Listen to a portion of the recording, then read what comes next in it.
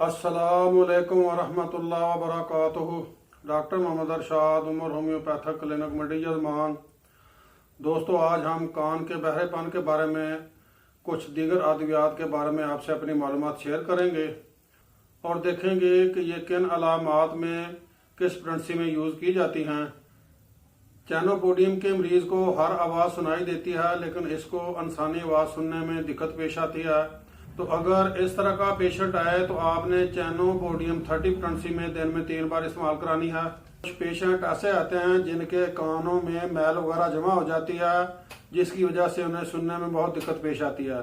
तो ऐसे पेशेंट को आप कोनियम 30 और थूजा 30 अल्टरनेट कराएं, जिससे उनकी कानों की मैल नरम होकर बाहर निकलना शुरू हो जाएगी और उनको सुनाई देने में आसानी। पेशेंट जो काफ़ी अरसा से कान बहने की शिकायत लेकर आए और उनके कानों से बदबूदार तेजाबी मवाद का खराज हो रहा हो, तो ऐसे पेशेंट को टेलोरियम 30 पोटेंसी में दिन में 3 बार इस्तेमाल कराएं। छोटे बच्चों के कान दर्द में कैमोमिला और बेलाडोना 30 पोटेंसी में अल्टरनेट कराने से बहुत अच्छे नतीजे मिलते हैं और ये इंशाल्लाह हर किस्म के दर्द को रोक देती है।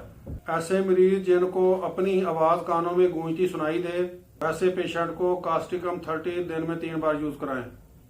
कानों में बहरापन की इब्तदा कान की नाली का बंद हो जाना या उसमें मैल वगैरह का जमा हो जाना या पीप वगैरह का जमा हो जाना, कान की नाली बंद होने की वजह से उसमें मुख्तलिफ किस्म की आवाज़ें आना और फटफड़ाहट महसूस होना, तो इस किस्म के पुराने मुजम्मन बहरेपन को आप काली म्योर 6 एक्सपेंसी में 2-3 माह इस्तेमाल करने से अच्छे नतीजे मिलेंगे।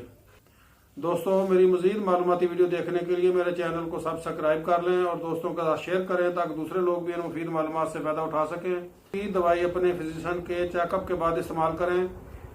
दुआओं की दरख्वास्त। अस्सलाम वालेकुम वरहमतुल्लाहि वबरकातुहू।